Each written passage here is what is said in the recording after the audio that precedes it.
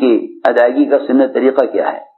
یہی وجہ بھی ہے کہ علماء نے لکھا ہے کہ جو شخص اپنے نفس کی اصلاح میں لگا ہوا ہے لیکن دوسروں کو بھلائی کا حکم نہیں کرتا اور دوسروں کو منکر سے نہیں روکتا،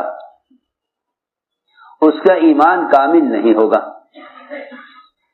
اس کا ایمان کامل نہیں ہوگا. ایمان کی تکمیل قرآن اس میں بتلا رہا ہے.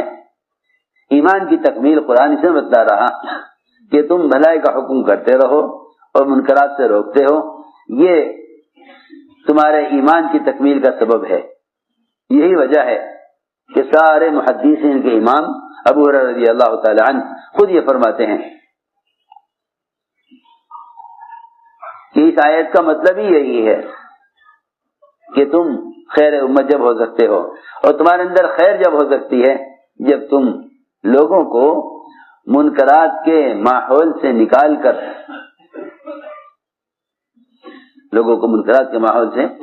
کر پوری کوشش سے انہیں منکرات کے ماحول سے نکال کر معروفات کے ماحول میں لے آؤ اور ان کے دل میں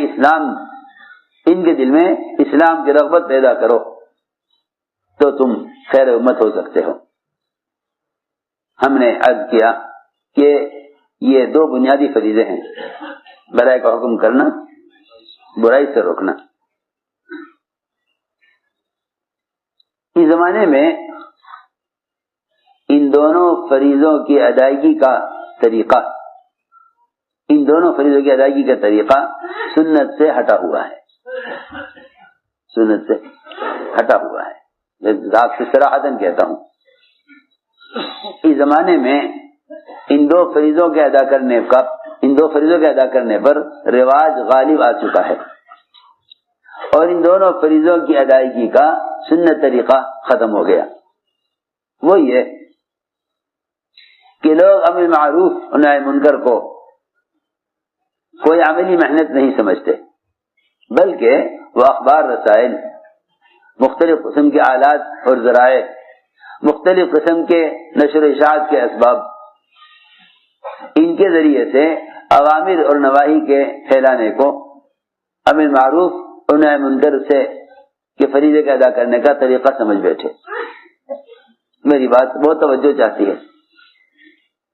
لوگ یہ سمجھتے ہیں کسی بھی ذریعے سے پیغام پہنچا دینا تبلیغ ہے اور کسی بھی ذریعے سے کان میں بات ڈال دینا دعوت ہے. میں عرض کرنا چاہتا ہوں کہ امر معروف نہی منکر اس فریضے کی ادائیگی ہوگی نہیں جب تک آپ خود دوسروں کے پاس جا کر ان کو دعوت دے کر انہیں منکر کے ماحول سے نکال کر معروفات کے ماحول میں لا کر یہاں اپنے ماحول میں ان کے دل میں فرائض کی، اسلام کی، دین کی رغبت پیدا نہ کریں، اس وقت تک یہ فریضہ ادا ہوگا نہیں. سنو میری بات توجہ سے. جیسے میں شروع میں کہہ چکا ہوں بطور تمہید کے کہ جب تک نماز کا فریضہ سنت کے مطابق نہ ہو اس کا اثر ظاہر نہیں ہوگا، بلکہ نماز کے بگڑنے کا فساد دین کے سارے شعبوں پر پڑے گا. نماز کے بگڑنے کا جو فساد ہوگا وہ دین کے سارے شعبوں میں ہوگا، وہ دین کے سارے شعبوں میں. جتنے بھی دین کے شعبے ہیں، معاملات، اخلاق، معاشرہ، اس کے علاوہ جتنے دین کے شعبے ہیں ان سارے شعبوں پر نماز کے بگڑنے کا اثر پڑے گا. ایسے ہی امر معروف اور نہی منکر، اگر ہم نے ان دو فریضوں کے ادا کرنے میں محمد صلی اللہ علیہ وسلم اور خلفائے راشدین کے طریقے کو نہ اپنایا تو جو کام امت کی اصلاح کے ارادے سے کیے جائیں گے، ہماری بات توجہ چاہتی ہے، جو کام امت کی اصلاح کے ارادے سے کیے جائیں گے وہ کام فساد کا سبب بن جائیں گے. وہ کام فساد کا سبب بن جائیں گے. جو کام امت کی اصلاح کے ارادے سے کیے جائیں گے وہ کام فساد کا سبب بن جائیں گے. کیوں؟ اس لیے کہ تم نے منکر سے تو روکا، لیکن منکر سے روکنے میں تم نے اس بات پر غور نہیں کیا کہ محمد صلی اللہ علیہ وسلم اور آپ کے صحابہ کا طریقہ منکر سے روکنے میں کیا ہے۔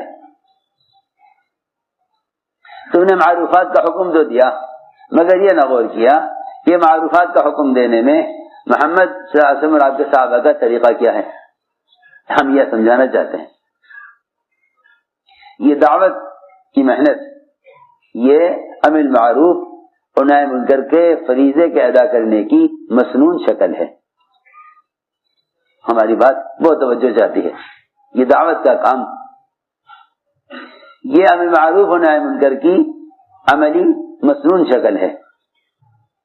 اگر یہ دونوں فریضے سنت کے طریقے سے ہٹ گئے تو ان سے اصلاح کے بجائے فساد ہوگا۔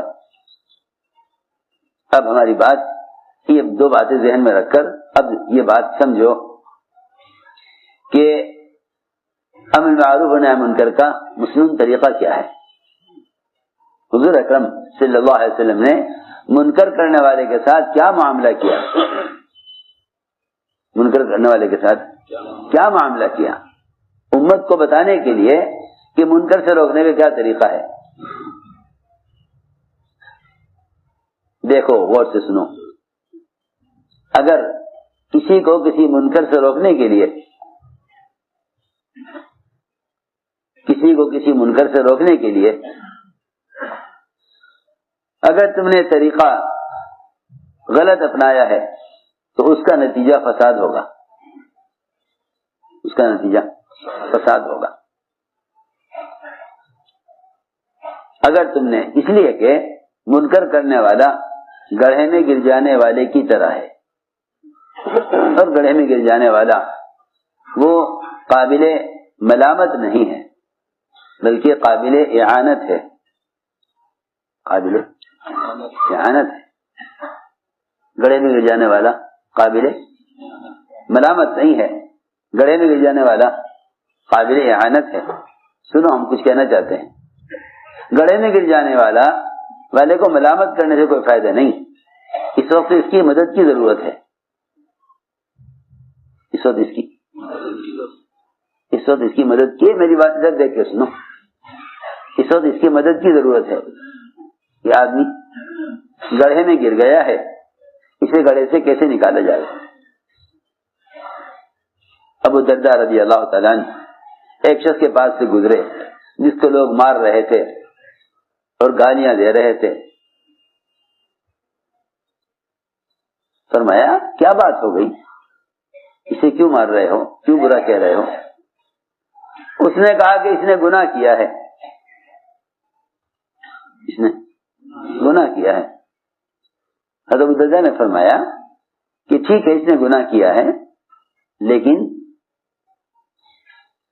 تم اگر اپنے بھائی کو کسی گڑھے میں پڑا ہوا دیکھو گے تو کیا اس کو تم مارو گے یا اسے گڑھے سے نکالو گے؟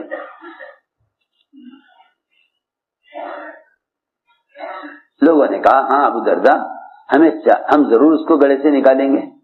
فرمایا بس گناہ کرنے والا گڑھے میں گر جانے والے کی طرح ہے۔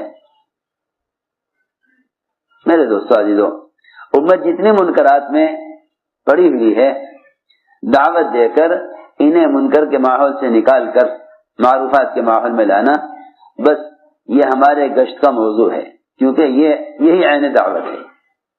جیسے میں نے عرض کیا، امام المحدثین ابو ہریرہ رضی اللہ عنہ قول اور فرماتے ہیں، اس آیت کی تفسیر وہ یہ کرتے ہیں کہ تم خیر امت ہو نہیں سکتے اور تم افضل امت ہو نہیں سکتے جب تک تم لوگوں کو منکر کے ماحول سے نکال کر معروفات کے ماحول میں نہ لے آؤ، تم افضل امت نہیں ہو سکتے۔